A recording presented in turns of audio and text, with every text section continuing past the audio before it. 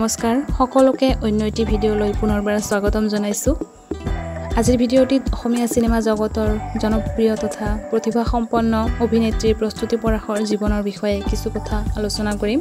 গতিকে ভিডিওটি স্কিপ নকৰাকৈ সম্পূৰ্ণলৈ চাই থাকিব অভিনেত্ৰী প্ৰস্তুতি পৰাশৰ জন্ম হৈছে 1980 15 ডিসেম্বৰ যোৰহাটত প্ৰস্তুতি বাৰ সম্পূৰ্ণ নাম হৈছে প্ৰস্তুতি পৰাশৰ আৰু নিকনেম অৰ্থাৎ ঘৰত মতা নাম হৈছে চিম্পা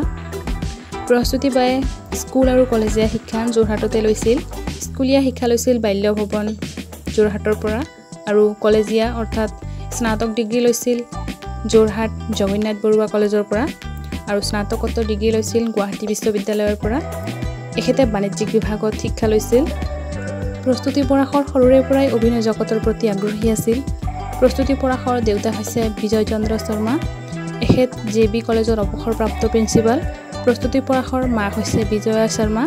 প্ৰস্তুতি পৰাশৰ আৰু এগৰাকী ভায়েক আৰু ভনীয়েক আছে ভনীয়েকজনী হৈছে প্ৰয়াসী পৰাশৰ এগৰাকী অভিনেত্ৰী হয় প্ৰস্তুতি পৰাশৰ প্ৰথম ফিল্ম আছিল মহাৰথী ইয়াৰ পিছত আৰু বহুত ছবিত অভিনয় কৰাৰ লগতে নাটক আৰু থিয়েটাৰসমূহত অংশগ্ৰহণ কৰি আহিছে এখেতৰ অতুলনীয় অভিনয়ৰ বাবে দাদা সাহেব ফালকে বঁটাও পাইছে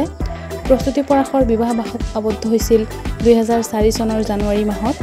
আৰু এখেতৰ হাজবেণ্ডৰ নাম হৈছে মানস দাস আৰু এখেত এগৰাকী প্ৰশাসনিক বিষয়া হয় 2010 চনৰ প্ৰস্তুতি বাই এগৰাকী কন্যা সন্তানৰ মাতৃ হয় আৰু যাৰ নাম ৰাখিছে হিয়া প্ৰস্তুতি পৰাশৰ অভিনয় চাই কোন ভাল পায় নিশ্চয় তলত কমেন্ট কৰি জনাব আৰু আশা কৰিছো ভিডিওটি ভাল পাইছে ভিডিওটি ভাল পালে নিশ্চয় লাইক এটা কৰি দিব আৰু সাবস্ক্ৰাইব কৰিবলৈ নাপাহৰিব